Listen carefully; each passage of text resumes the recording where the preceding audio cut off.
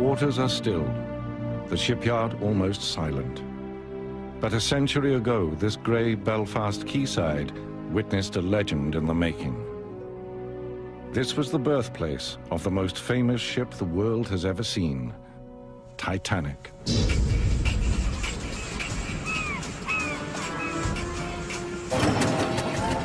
She was to be colossal, magnificent, built to match the vision of the men who made her.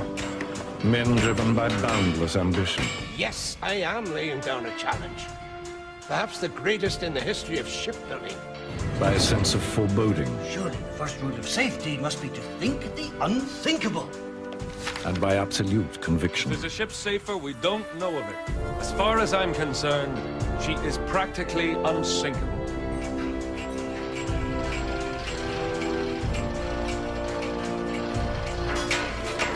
But the true forgotten Titanic story is that of the workers who built the world's most luxurious ship with their bare hands. It's a story of violence and high political drama, of despair and tragedy,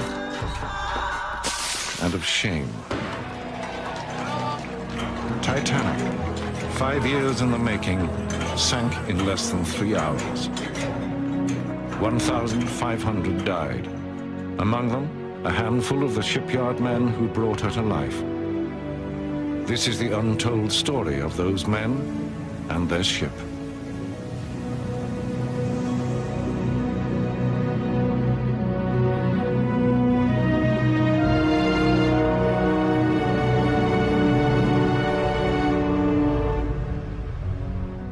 This is Titanic. She was born in the great Edwardian era of luxury liners. Shipyards around the world were locked in a ferocious battle. Who could build the biggest ships, the most lavish, the fastest? The pride of nations was at stake, and the pride of workers too.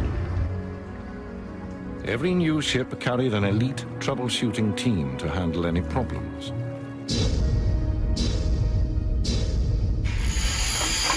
Titanic was no different. Her troubleshooters were called the Guarantee Group. Just 8 ship workers from 14,000 who would sail on her maiden voyage. Their story began 5 years earlier. Of course, Cunard enjoyed government subsidies, but need that be of any... This was the London home of the shipbuilder William Pirrie. That night, he was entertaining another shipping magnate. Their every attempt at competition is no more than an act of vanity. Pirrie was a hard-nosed Ulsterman. Ignore the fact that it's their ship that has broken the record for crossing the Atlantic. Bruce Ismay, a fastidious Englishman.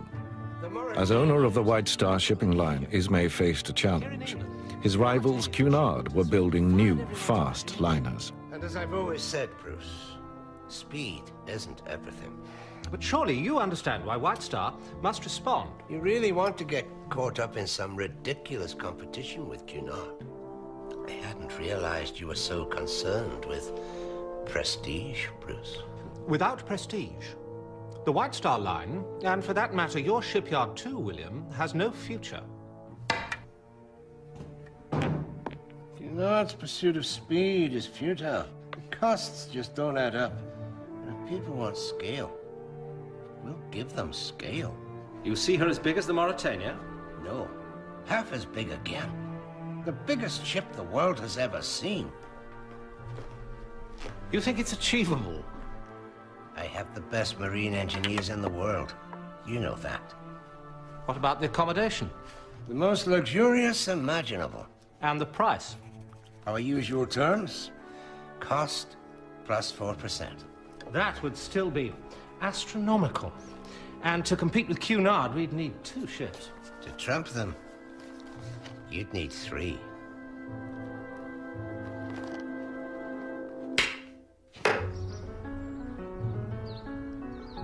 The deal was made in Belgravia, but it was Belfast where Titanic would be built. Belfast was Ireland's industrial heart, and its lifeblood was the talent of its workers. They'd made Pirrie's company, Harland & Wolff, the biggest shipbuilder in the world. Now a handful of them were about to enter legend. Alfie Cunningham, just 16, was starting as an apprentice. Nervous, Alfie? Who's nervous? His widowed mother had 6 mouths to feed. Alfie was man of the house.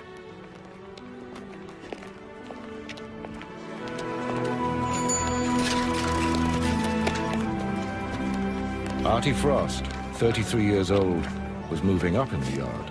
That hat, Artie. Why? Foreman fitter, a change of status. Morning.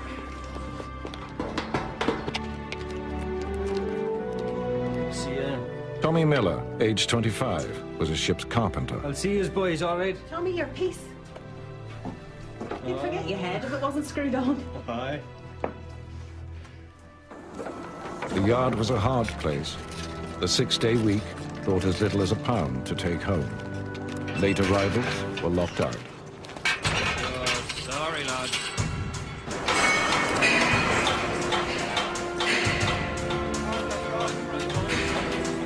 Discipline was the foreman's job. Everyone a god in a bowler hat. A word from the foreman could mean either a job for life or no job at all. Mr. Frost! Mr. Frost! I know my name, son, and you'd be. Alfred Cunningham, sir. Starting today, eh? Yes, sir. Apprentice better.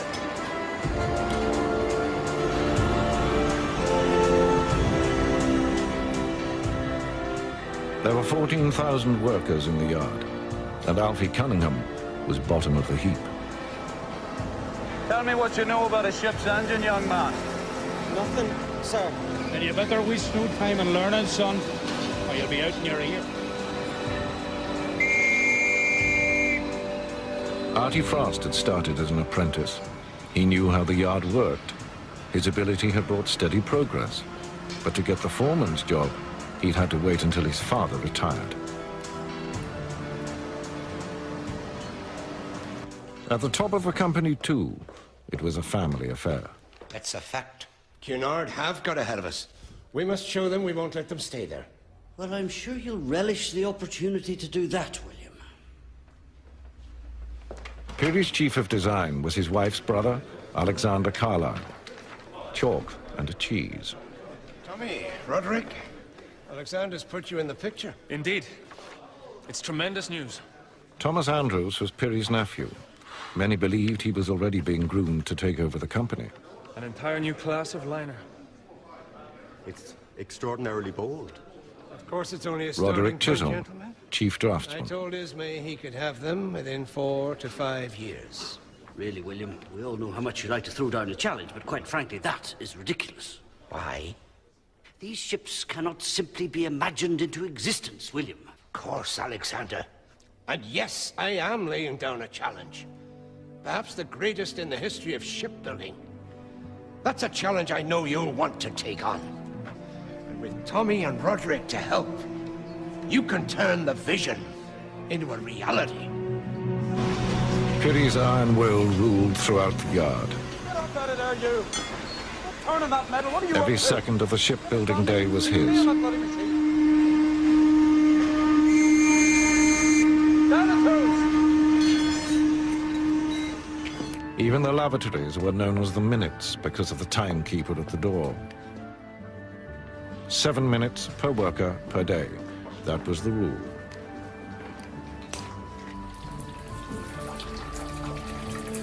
First day in the yard, aye? Aye. Oh, come on, laddie. It's the welcome every new boy gets. Get his trousers! Come on, keep out of this, Flowery! Said, leave him be! Come on, that's right, Flowery, you roll! That's the only thing you Catholics are good at! Just 1 in 8 workers at the yard was Catholic. Is that a fact now? Go on with you. Idiots. But Lord Peary frowned on sectarianism. Friendships across the divide with Protestants like Tommy Miller were commonplace. Have not charity, it profiteth thee not. Charity suffereth long, and is kind. The dinner break threw everyone together. For 45 minutes, a man's time was his own, to spend as he pleased, in discussion and debate, gambling or games, and of course, the Bible. Prepare to burn in hell! No one was blind to religion, but more important still was the division between trades, and the kings of the yard with the toughest job were the riveters. Michael Flaherty, for one. Thank you. Thanks for that. Oh, my dad's a riveter, Alfie. He's as deaf as a post. Deaf as a what? That's why he wouldn't let me follow him. Got me signed on as a shipwright and joiner instead. Safer trade for us, eh, Mr. Miller? Safer? You say so. But weren't you afraid to tell those fellas where to go, like, with them being Protestants and all? You're a Protestant. Who's Mr. Miller here? Should we be afraid of you? No. Live and let live, they say. Aye. We're all Irishmen here. Even himself. Is that Mr. Perry? Lord Perry to me and you. Must be something mighty important to have brought him down here, though, Mr. Miller. With the new liners, change was coming. Before Perry could build his giant ships, he had to rebuild his shipyard completely. New slipways, new gantries. Perry was making history, and to record it, he appointed the finest photographer in Ireland. Robert Welch would capture every phase of Titanic's construction.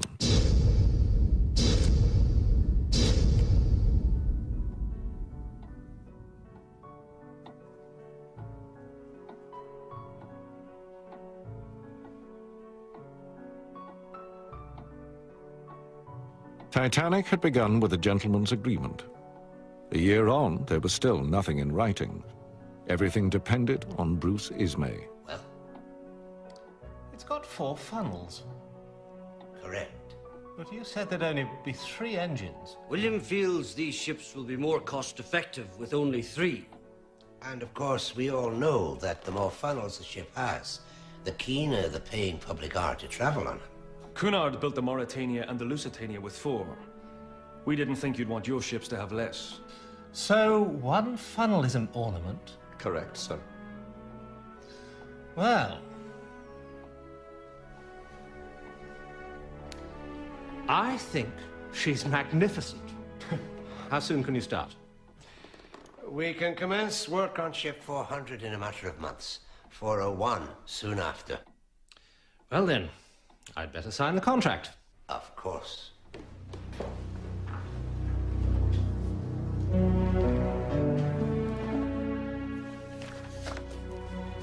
Now, they'll need names. We can't keep calling them ships 400 and 401. Surely, since 400 is the first in the class, we must call her Olympic. Agreed. And 401? She's your ship, Bruce. William, you know your classics. Olympus was home to the Greek gods, that's true, but what of their great rivals, the Titans? Giants, every one of them. Olympic's partner should surely be Titanic. Very good. Titanic it is, then. Was ever a ship more appropriately named? Olympic and Titanic.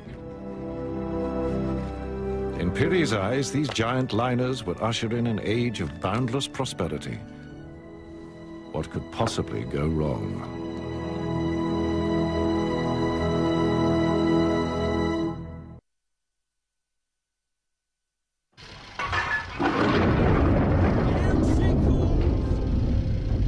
A storm was breaking over Belfast. Before Lord Pirrie could build the future, he had to destroy the past. 3 entire slipways were razed to the ground to make way for 2 massive cradles where Olympic and Titanic would be laid.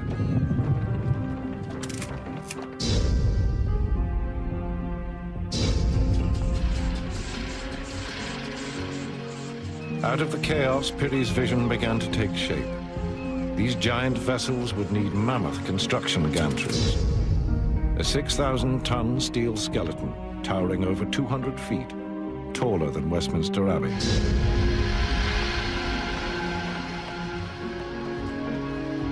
At its heart was an intricate system of mobile cranes, designed to reach every part of the ships beneath.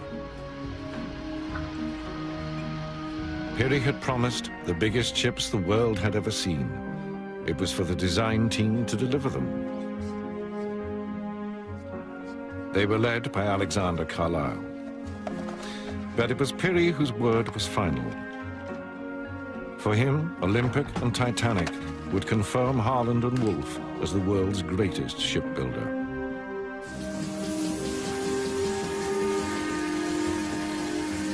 And even the youngest of his workers felt the same.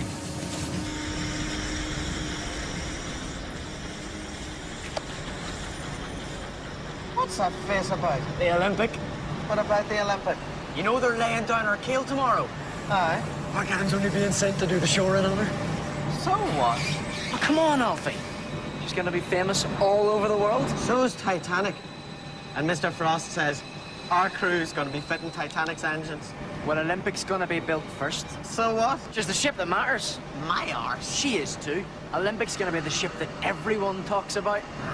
Right. First to start building, first to be launched, first to cross the Atlantic. Titanic's going to be a mighty ship. No one remembers. The yard was full of expectation.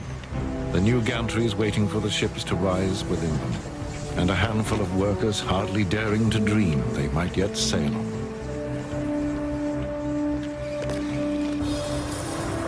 Barely 3 months later, Titanic's own keel was being laid.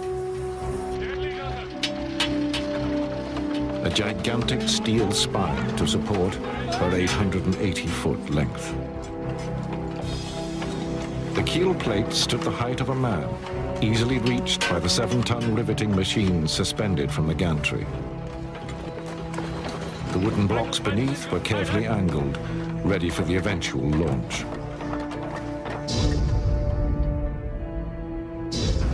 Meanwhile, the steel frames that would form Titanic's ribs were being prepared. In the molding loft, a room the size of a football pitch, full-scale cross-sections of the ship were drawn in chalk, and the steel work that would give her shape was bent to match. One by one, the 300 frames of the hull were reared into place.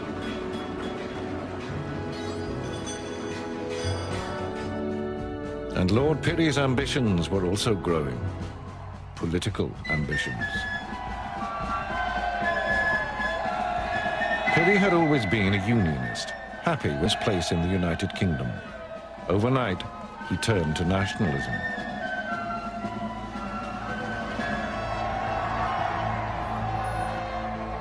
Ireland would prosper more, he argued, free from rule by London. Many Irishmen shared this vision. They called it Home Rule, but Peary was playing with fire. Those against Home Rule included many of his own workers. As Titanic took shape, a rift was developing in the shipyard.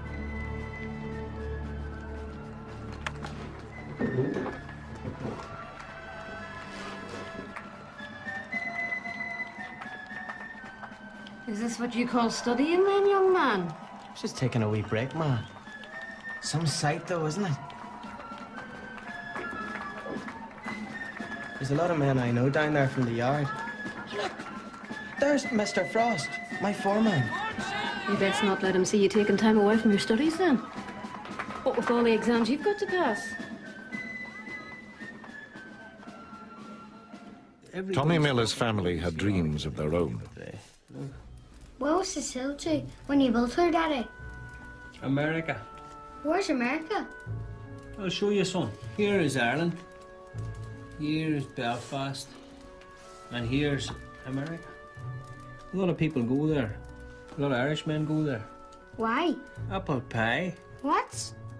They say they've got the best apple pie in the world. Apple pie like you've never tasted. Covered in cream. Honest? Can we go? Tommy. You're still not yourself, are you? I'm just a wee bit tired, that's all. You need to go and see Dr. Henry. I can't afford it. An outside lavatory, a tin bath, and just about enough food on the table for the men building Titanic.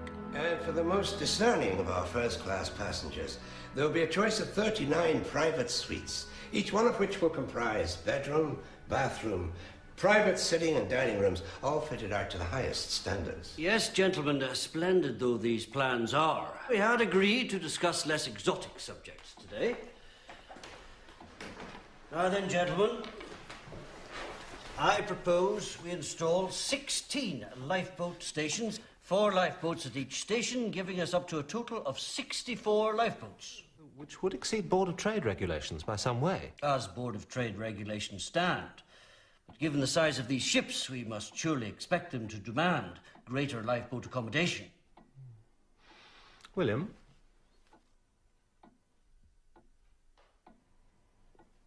I'm sure it's best to prepare for all eventualities. Now, if we look at the first-class lounge, the Palace of Versailles.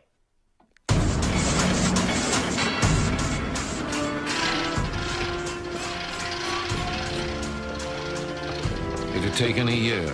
The Titanic skeleton was in place. Now it was time for her outer skin. 2,000 steel plates, 30 feet long and 6 feet broad, each one over an inch thick, weighing 3 tons. Plates were fixed to the frames with rivets, but the curving lines of the hull were too complex now for machines. This called for hair's breadth judgment and muscle power. 3 million rivets, red-hot iron stitches would hold this ship together, 1,500 tons of them. As Titanic's bulk grew, underneath her, the work of fixing the wooden shoring continued, hard and dangerous. Thank God for that, Jimmy.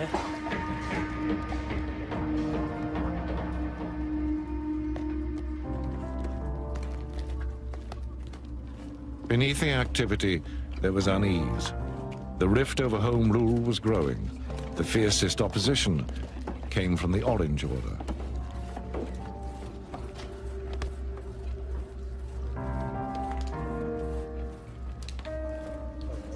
It's Alfie Cunningham, isn't it?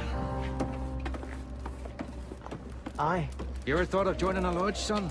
Oh, well, maybe I have, like, but... Ballymacart Lodge. We meet. I know where you meet. Well, that's grand. We're there every Monday, Wednesday and Friday nights. I hope to see you. Aye. Maybe you will.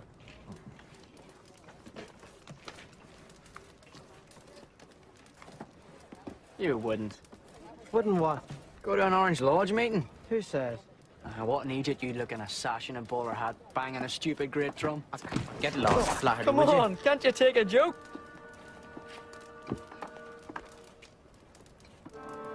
I'm looking for my sister's husband, Tommy Miller. Do you know him? Aye, he's over there. Thomas! Thomas! Honey, what are you doing here? It's Jeannie.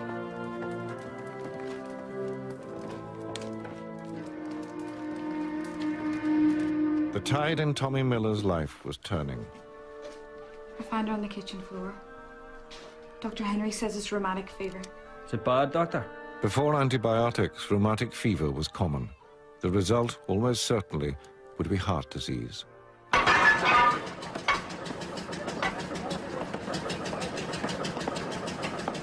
Same shape as you've been building for years, isn't it? Francis Carruthers, the representative from the Board of Trade, charged with ensuring safety standards. Yes, I'm not disputing the size. They're colossal. But the hydrodynamics haven't changed at all. Long and narrow in beam. Which is why they're known as the Greyhounds of the Sea. Or coffin ships, as your rivals refer to them. No time for joking, Mr. Carruthers. We're here to discuss safety, not aesthetics. And these discussions, a year before Titanic's launch, would be critical. They would determine who would live, who would die, and they would cost the lives of 2 of the men in that room. What would happen if she were in a collision? And were to be holed as a result? Well, I think I can fairly say that our new bulkhead door system is both revolutionary and unique. The damaged area will be completely sealed from the rest of the vessel, hermetically sealed. In theory, She should stay afloat no matter what the damage. The ship is, in a real sense, her own lifeboat. Nonetheless, I see you've allowed for 16 lifeboats? 16. I have made allowance for a great deal more than 16. But 16 will meet the legal requirement exactly. Lord Pirrie knows that. He has spoken directly to you? Well, yes. The provision of lifeboats, the entire design, is my responsibility. For Carlyle, 40 years with Harland and Wolff, this was breaking point. The regulations clearly show that 16 lifeboats is sufficient for a vessel of 10,000 tons and over. Agreed, William. But these ships are 5 times that size. How on earth can we get more than 3,000 people into 16 lifeboats? I've freely offered a further provision of 4 life rafts as well. We're now giving them more than their regulations demand. Oh, the regulations are out of date. This is a theoretical risk only, Alexander. The ships have been designed by you so that they cannot sink. Don't you see, William? Any human design is fallible. Surely the first rule of safety must be to think the unthinkable. And you are happy for our passengers to do the same. What? Has it occurred to you what they would think if the promenade decks were festooned with lifeboats? You are concerned the passengers may be alarmed by the lifeboats? In the numbers you recommend, yes. Our intention is to offer passengers the experience of a lifetime, not to frighten them so much they never want to travel on a White Star ship again. So, this is one of your economic decisions. These ships have to sail at a profit, Alexander, and I have to build them at a profit. No doubt not having to provide a few dozen lifeboats will add a small but very welcome addition to your profit margin. You know that's nonsense. Alexander! It was the end of Carlyle's involvement with the company. Titanic was the last ship he would ever design.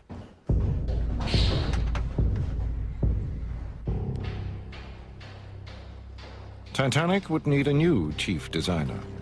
For Lord Pirrie, there was only one choice: his nephew, Thomas Andrews. In the spring of that year, 1910, Halley's Comet was visible in the night skies throughout Europe. Some say it was there when Andrews took his wife, Helen, pregnant with their firstborn, to show off his new liner. She's my ship now, Helen.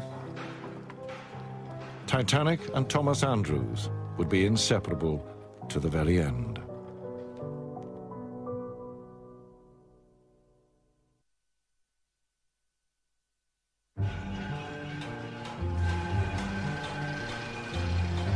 By the spring of 1910, Olympic's hull was fully plated.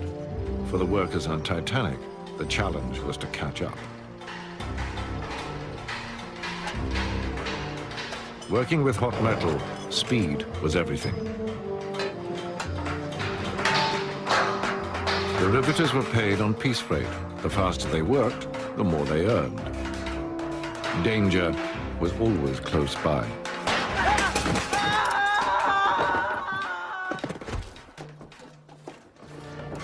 Samuel Joseph Scott, aged 15, was the first to die on Titanic.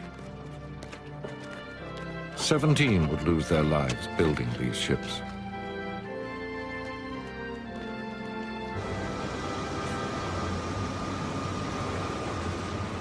Alfie Cunningham was starting work on Titanic's boilers.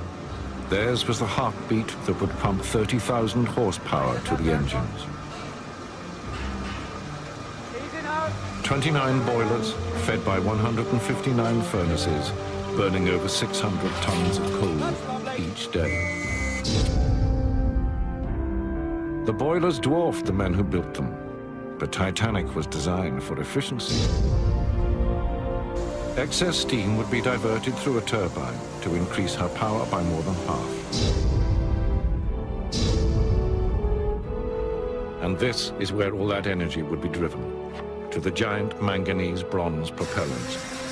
A central one of 22 tons, flanked by 2 more, 38 tons each, and 4 times the height of a man. It was these that would drive Titanic through the Atlantic swell, but that was still 2 years away. First, a 200-ton floating crane was needed to lower the engines and boilers into Titanic. A German company was supervising the crane's construction. But as the monster grew, so the rows began. I'm telling you, bonehead, if you want us up there, you can whistle! The Belfast men were deeply suspicious of the Germans.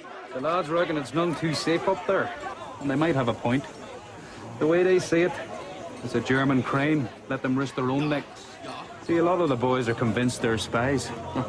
Come here to steal the secrets of our new ships, sell them to our competitors.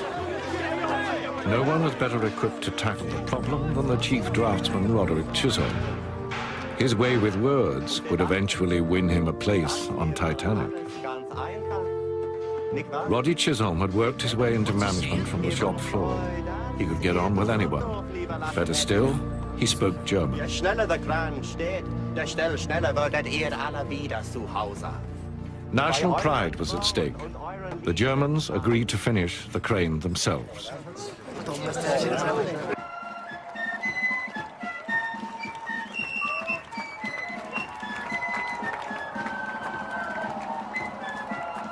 For young men, these were stirring times. Patriotism and religion were to be celebrated.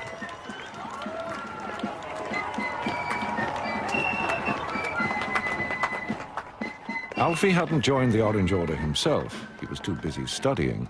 But he could understand the pride felt by those who were Orange men. You all right there, Alfie? Fine, Mr. Frost. Good man. He was proud, too, of Titanic. This was the launch day for Olympic. Lord Pirrie was never happy to see work stop. Those watching the launch had to forfeit their pay. Alfie! What are you doing here? Aren't you going to come watch? Watch what?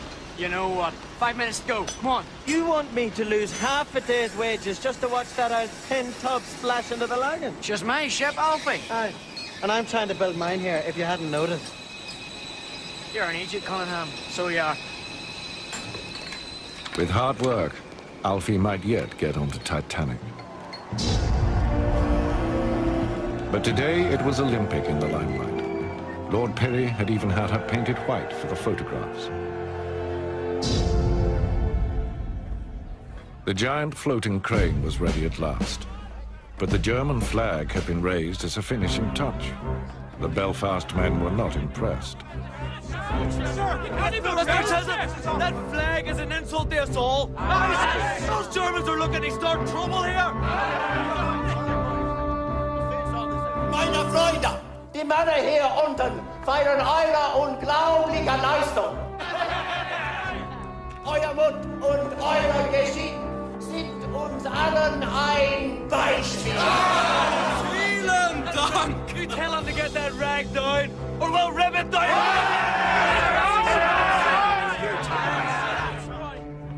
Kommt herunter. Wir wollen auf die Zukunft unserer Länder anstoßen. Ich Michael nun, Chisholm! Ehrenmänner sind ein Haufen von Bettnässen, aber wir werden ein Bier mit ihnen trinken. So where do we stand, Mr. Chisholm? We've apologized handsomely. And I've promised you all a drink.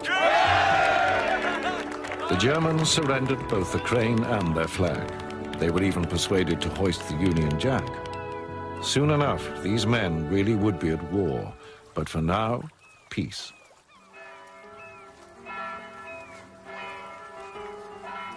What's this called here? 6 days a week, noise from the yard echoed across Belfast. On Sundays, it stopped. That's when the men brought their families to admire their work. Now, would you call that a funnel or not? You could fit a tram car in it. Imagine the size of the engine I'm having to build. As needs a funnel that size to take away the smoke.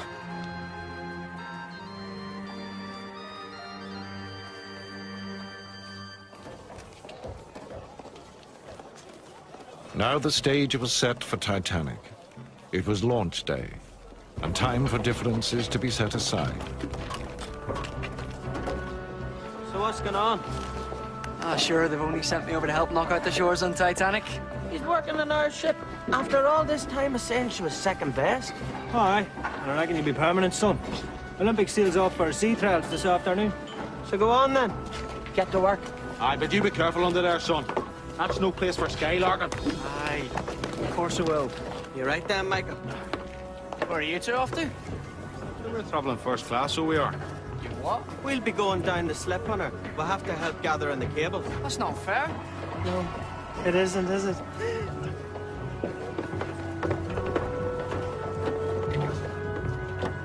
A last inspection for Piri and Ismay. Even without engines and fittings, the hull weighed 24,000 tons.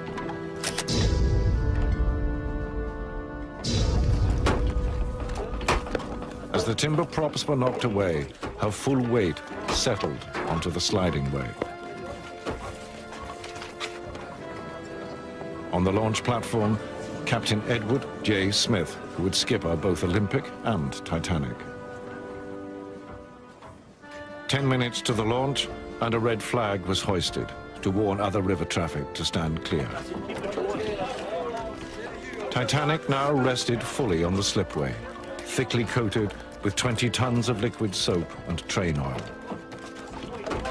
Just 2 hydraulic triggers held her in check.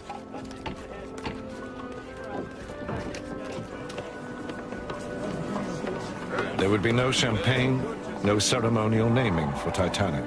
That was not the White Star way. A simple command was enough. Release the triggers!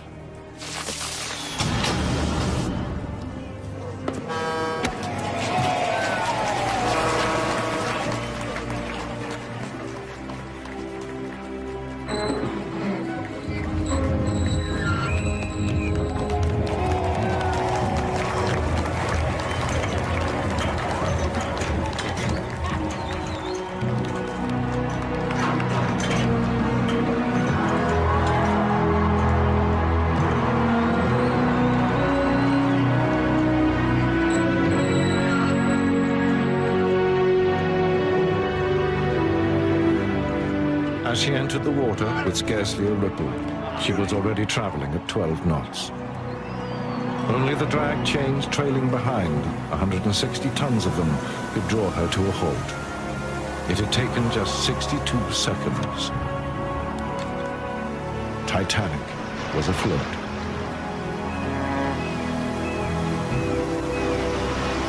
Nothing could check the chain of events that would follow now. And it would destroy the life of the very man who had brought Titanic into being.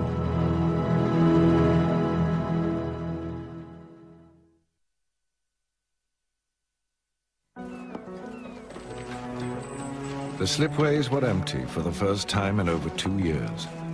Titanic was in the water. She was still an empty shell, waiting for carpenters, engineers, and painters to transform her into a liner.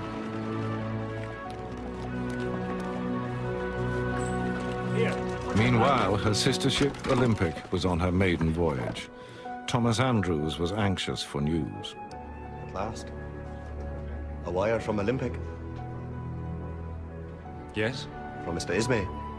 He's raised some real concerns about the ship.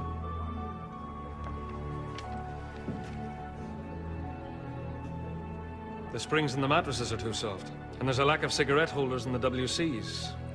Also, we are short of a potato peeler. Well done, Tommy. Well done.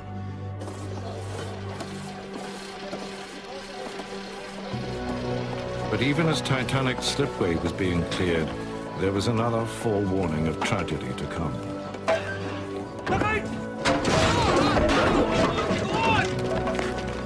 Get this off, Larry. Get to the office. Tell them we need an ambulance. James Dobbin, aged 43, was fatally injured by falling timbers.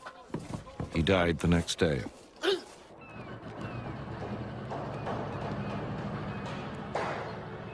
Already Titanic was at the fitting out wharf, but it would be almost a year before she was ready to sail.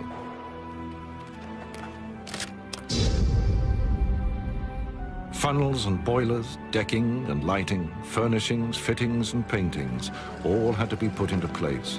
Everything to live up to the dream of the world's greatest liner.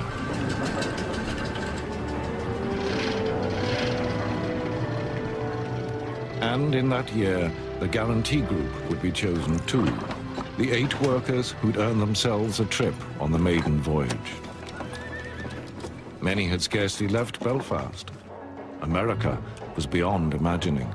Shall I tell you something, Liam Flaherty? What's that, Mr. Miller? I think you're on your way to being a half-decent shipwright. You should tell my dad that. Yeah, that's deaf. I mentioned it to a few other people, though. Mr. Cumming, the gaffer, for example. Well, that's good of you, Mr. Miller. I might have done you a bigger favour than you think. Why's that? He's been asked by Mr. Andrews to recommend a shipwright and an apprentice to go on Titanic's maiden voyage. You don't mean he's thinking of recommending you and me? Thinking of is as far as it goes at the moment, Liam. Every day counted to complete Titanic. Piri could not afford distractions. There must be no let-up coming. None at all. I understand. But there was no escaping the bitterness in the yard. Ireland was heading for political crisis. Home rule simply means granting Ireland a measure of independence. It doesn't mean casting ourselves adrift in the Atlantic. With respect, that isn't how many of the men in the yard see it. And they're blind. If we get this right now, Tommy, the future of Ireland will be assured for 100 years or more. Now have that removed, will you?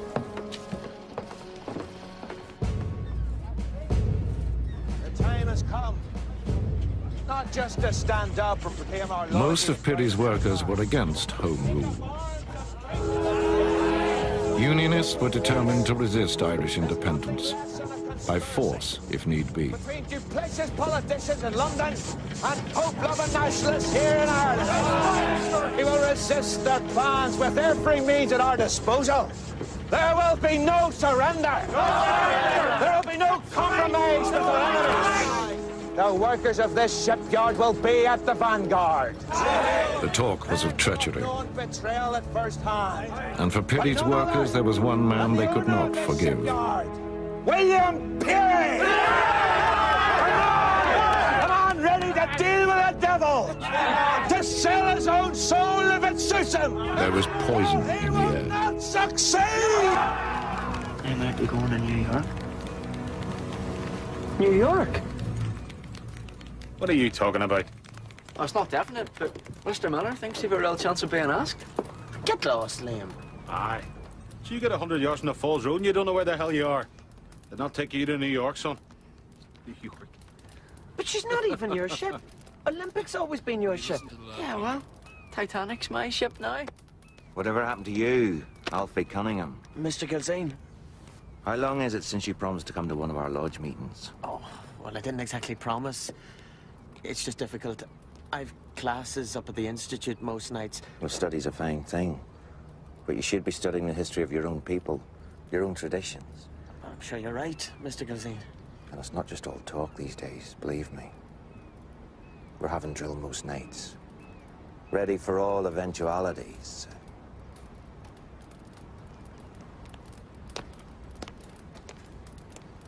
Who does he think he is? Drill. There's a lot of that going on at the lodges these days. There's talk they'll be getting rifles. Aye, it's madness. Why? Some of us want this kingdom to stay united. There's a lot of Irishmen who don't want home rule. So you're gonna fight too? I haven't said that. Start a civil war. We don't want to start any war. We just want to stay loyal to our country. You're starting to sound more and more like your man, Gilzane. Full of shite.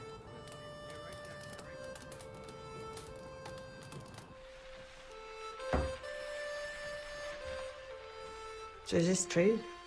You really might get asked to go to New York? Maybe. But I've been thinking, whether I do go or not, we should go. As a family. America? To live? The doctor says you need dry air, clear air. All it does is rain in this city. We can't leave Belfast. Why not? Because this is our home. We can't give that all up just because of me. People leave Ireland every day. And it wouldn't be just because you. This city, that yard, there's something bad in the air. It's not the place I want to be anymore.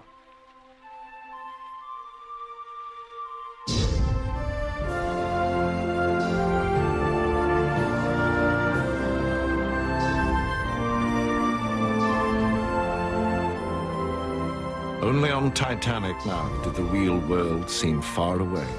Peary's vision was coming to life.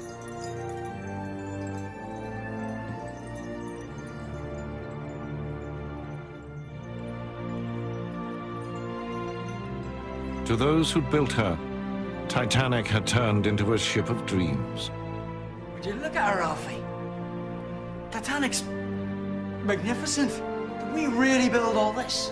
You, me, and one or two more. She didn't build herself, that's for sure. But isn't she grand? Solid. Like she's always been here. And always will be. Maybe she's too good for the likes of us now, though. Liam? Then, disaster. Titanic's sister ship, Olympic, was holed in a collision with a Royal Navy cruiser, HMS Hawke. The impact was felt back in Belfast, because the man responsible was the skipper who would soon also command Titanic, Captain Smith. The captain of HMS Hawke, quite simply, got too close and lost control. The concern now was that these liners were monster ships, too big to be handled safely. And it's plain from the photographs which vessel came off worse. Titanic's builders were past masters at handling the press. That Olympic comfortably survived the collision. Consider what would have happened to any other vessel which had suffered such severe damage. Say the Mauritania. As water flooded in, her poor crewmen would have scurried around frantically trying to close the doors between all her separate compartments and stem the flow. A vain endeavor. But we at Harland and Wolff, gentlemen, have introduced automatic watertight doors. A simple flick of the switch, Sahara ship, and render her safe. Much had been made of the watertight doors, a design that Harland and Wolff had actually borrowed from a German rival. What was undeniable was that they worked. As soon as water is detected in the ship, an electric switch is automatically thrown, causing all the bulkhead doors throughout the ship to close at once. Mr. Frost. I should come to this side of the door, Mr. Green, or you may get very wet. There we are, home and dry. You see? With her automatic doors in place, Olympic had stayed afloat, even with two compartments completely flooded. So this, in your view, makes the ship what? Unsinkable? Captain Smith had long argued exactly that. I cannot conceive of any vital disaster happening to this vessel. Modern shipping has simply gone beyond that. Look, if there's a ship safer, we don't know of it. As far as I'm concerned, she is practically unsinkable. Practically unsinkable was the phrase used to sell Titanic. To most people, it meant simply that Titanic was safe. The fact that her sister ship had survived a collision with a cruiser only reinforced that. Titanic's completion schedule had been critically hit. One of her propeller shafts was now needed to repair Olympic. Lord Pirrie pushed the date of Titanic's sailing back into April 1912. A fatal move. By then, the melting ice pack would lie directly in her path. Pirrie was on a collision course of his own, bent on home rule, come what may. He intended to stage a rally in the heart of Belfast. His choice of speaker would outrage his opponents. It has to be Mr. Churchill, Margaret. You know they'll hate you for it. We'll make them see the error of their ways. Winston Churchill, the Lord of the Admiralty, was a hate figure for Ulster loyalists. Like Pirrie, he had a unionist pedigree. He too was seen as a traitor. Keep it coming. Good man. Just drop it in there. Easy does it. Ulster's future was in the balance, but Titanic, at last, was in dry dock. Unionists or not, for some workers, it was finishing the ship that mattered. Mr. Frost! What? You know how there's always a bunch of fellas sent with a ship on its maiden voyage? The guarantee group? Aye. I've a pal who reckons he might be chosen. Is that a fact now? Aye. I was wondering if, like, you know, his foreman might be kidding him on. Why would he do that now? Well, for a start, this pal's a Catholic. No, but, I mean, there's some people in this yard who say if you're not a Protestant and a member of an Orange Lodge, for that matter, you're lucky to have a job at all, let alone go to America on Titanic. There's no place for sectarianism in this yard. The job's what matters. I say that as a Protestant and an Orange man. Could be true. New York? I wouldn't know. I'd only know which engineers would be going. You? Might also have a short list of apprentices in mind to take with me. You don't mean... Take nothing for granted, Alfie. What? Just get on, work hard, see what happens. For Alfie Cunningham, new horizons. But Tommy Miller's prospects were darkening. Boys, what are you doing? Annie? Oh, no.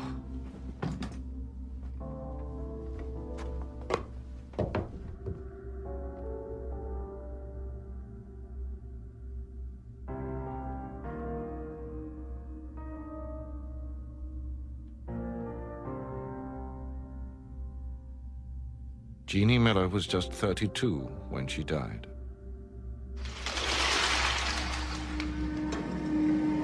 Titanic's maiden voyage was only weeks away. The guarantee group was on everyone's mind. You're lying. I am not.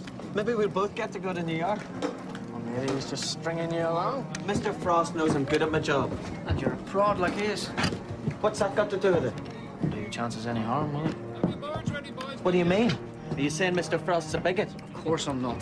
Then why'd you say it? It's a joke, Alfie. No, it wasn't. Alfie, I know Arthur Frost's not a bigot. I shouldn't have said anything. Aye, well, you did. What's all this? They're searching us, aren't they? Searches were routine, but the Loyalists were preparing to fight with whatever came to hand. Sorry about no harm, fella. Rivets had stitched Titanic together. They also made lethal ammunition.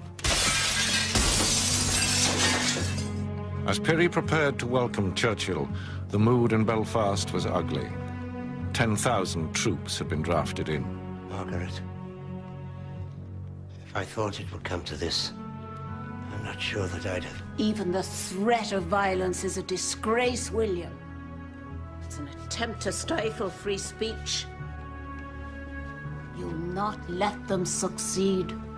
I most certainly will not. Pirrie and Churchill found themselves facing the full fury of the Unionists.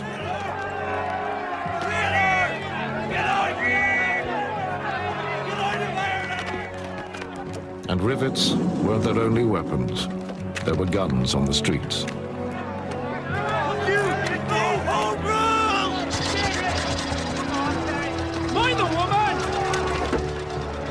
Pirrie and Churchill were lucky to escape with their lives.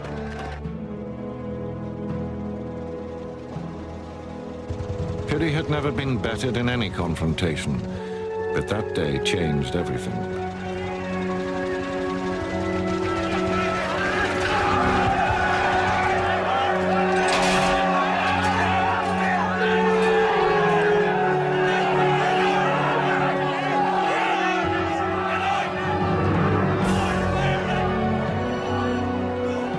Lord Pirrie fled Ireland, humiliated.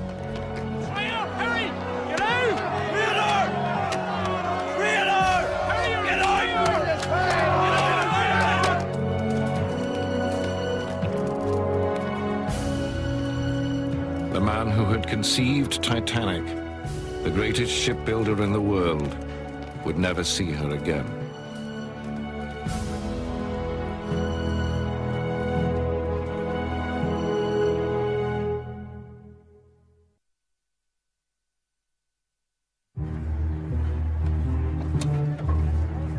After 5 long years, Titanic was almost complete in the dry dock.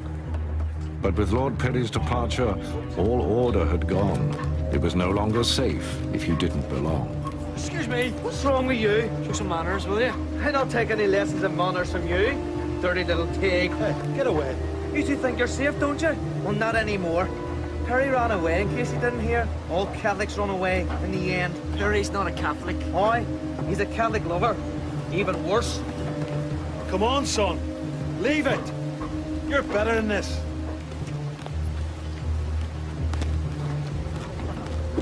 To the Unionists, Titanic had become a British ship. To the Nationalists, an Irish ship.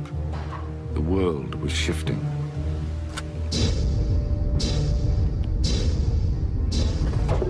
Here.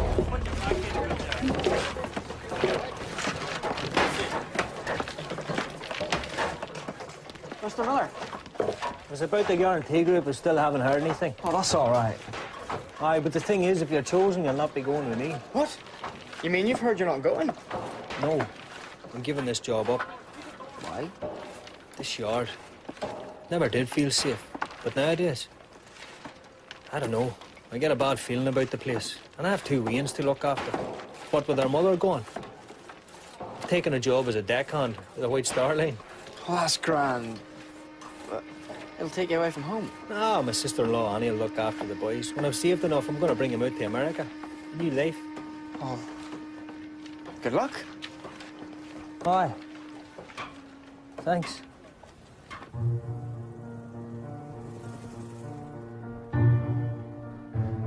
Titanic had been conceived in London's Belgravia. That's where Perry had taken refuge. Uncle William. Thomas, thank you for coming over. It's the best thing, until things settle down in Belfast, and you're able to return. There'll be no return. I've done with Belfast. You're not saying you've done with shipbuilding. There must be more to life than building ships, Tommy. But I'm gonna need you to run the Belfast shipyard for me from now on. Uncle no William. arguments. You're a unionist, and the best-liked man in Harland and Wolff. Something else I want you to do. Titanic's maiden voyage. I was supposed to sail with her. I can't now. Why? My health. A small tumor. My doctor insists I must have an operation. But you will recover. I want you to take my place on Titanic. Ismay is going too. Between the two of you, you can decide if this whole enterprise was worth it. I'm not sure if I know anymore. There was a different sickness in Belfast. Politics were being fueled by anger and fear.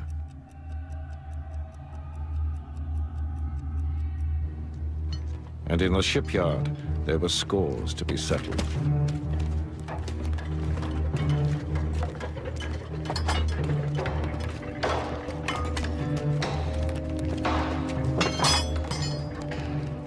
Flaherty.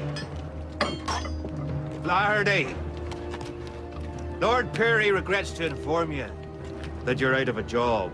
And tell him to come down here and tell me so himself. Come on, Flaherty. You're not that deaf. You touch me one more time, son. You what? Ah, what's going on? Liam, get out of here! I'll be coming up.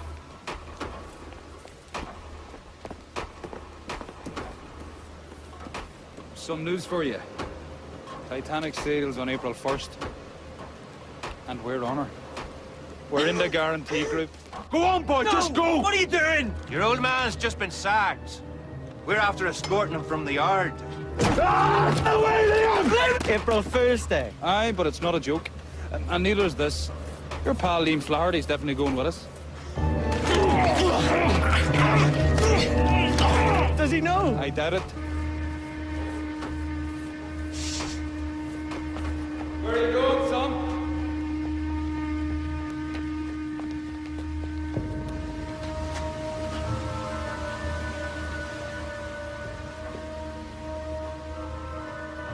Pick his feet up. He's just dead. Keep it moving. There, right. Will not take you all the way. You want to walk out unassisted, like the proud men you are. Athenian scum! Get back to the falls with you. There'll be a tram any time. What's going on? These men have decided to look for work elsewhere. What? You've done this to them because they're Catholics. They got what was coming. You make me sick. Come on, son. Come on. You can't let them drive you out like this. That's what I thought. Liam, you can't. You've been picked for the guarantee group. It's definite. We're on Titanic together. Tell them they'll need to get someone else, will you? In the face of bigotry, many friendships were coming to an end. Titanic now was ready to leave the city of her birth and to face her final test. Her sea trials.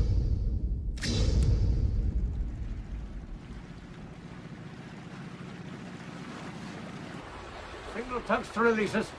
Release tugs. 5 years of endeavor for one moment. Stop the engines. Away we go, boys.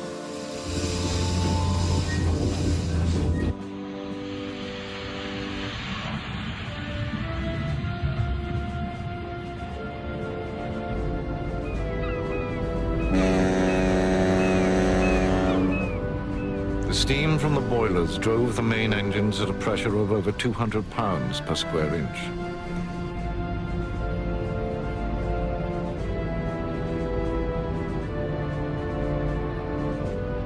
Gentlemen, Titanic is underway.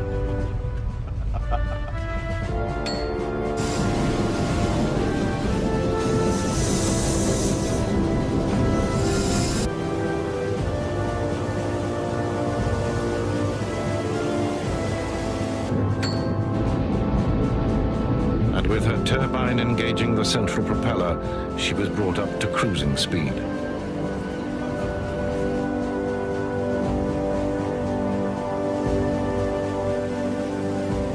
There had been last-minute changes, more first-class staterooms and private promenades. They'd made her heavier, 1,000 tons heavier than her sister ship. At over 46,000 tons, Titanic was now the world's biggest ship. The sea trials were not a formality. Hard to stop him.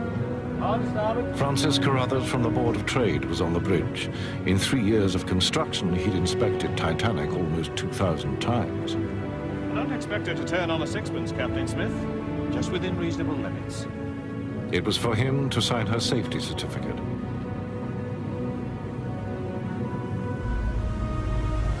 On that April day in the Irish Sea, Titanic was put to the crucial test. At her full speed, 21 knots, how quickly could she stop? Full speed astern. Full speed astern. Full stern! Not as quick as you can!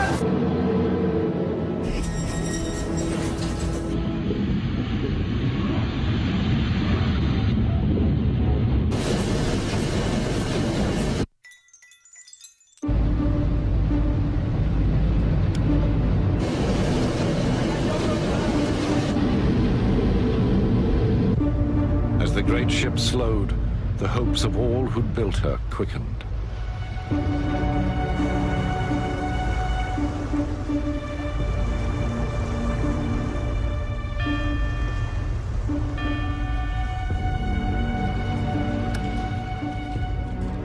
Well, Mr. Carruthers. 850 yards. Well done. That's quite acceptable. Excellent. Excellent. She'd stopped in under half a mile, less than 3 times her own length. Her passenger certificate was endorsed. Good for 1 year. Titanic was free to take on the world. And chance had brought aboard someone who knew her very well. Mr. Miller! Oh, Faith. 2 months earlier, Thomas Miller had left the shipyard, but White Star was short of crew. He was back on the ship he'd helped to build. Hey, Ren. How come you are? Only my second job as a deckhand to New York on Titanic. They were short-handed. My good luck. Well, isn't that the best news? And you're going too. Aye. So we'll be seeing plenty more of each other. Where will that? Here, Alfie. Gonna buy you some apple pie in New York.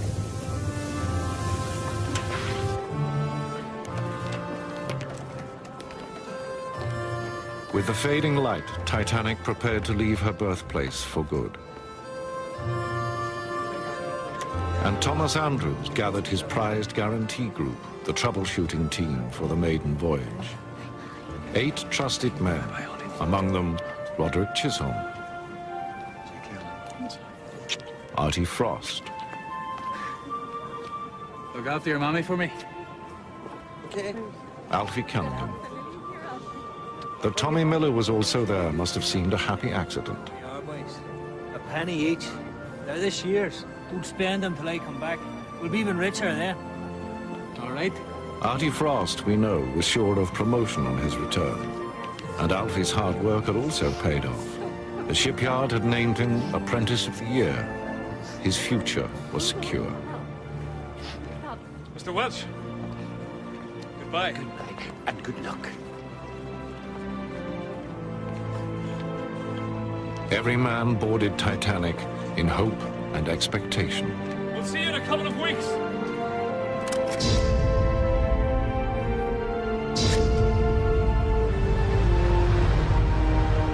Days later, on the night of April the 14th, 1912, Titanic, the biggest ship in the world, met her iceberg, shaped by nature 6 times her size.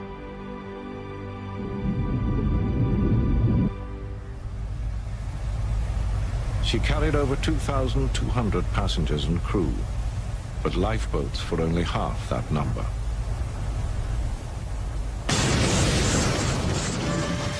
As rivets popped and steel plates parted, half a dozen gashes left Titanic mortally wounded.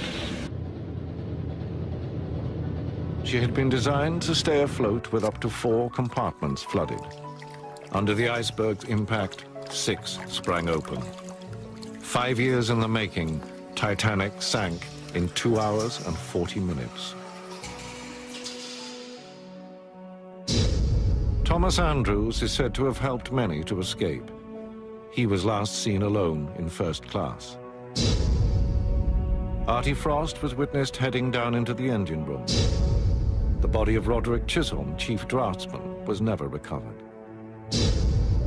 Alfie Cunningham, 21 years old, was reported among the survivors.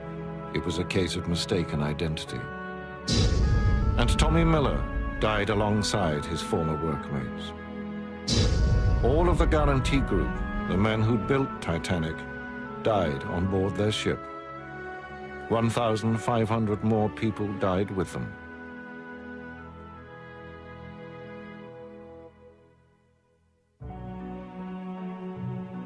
Titanic's owner, Bruce Ismay, did find a place in the lifeboats, a disgrace that finished his career.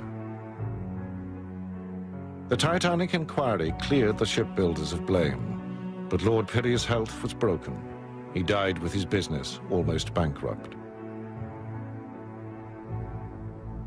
In Belfast, the men who built and sailed on Titanic are remembered by name. Their families still cherish their memories and keepsakes.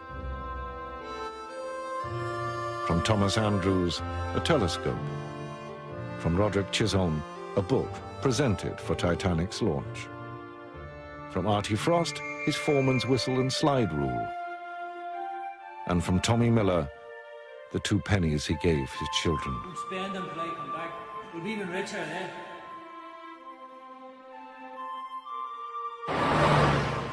Those who built Titanic believed they stood at the dawn of a new era. Sadly, they were right. Within 2 years, the entire world would be at war. The Edwardian dream was over. But the dreams of the men who brought Titanic to life would never die. They have become part of her legend.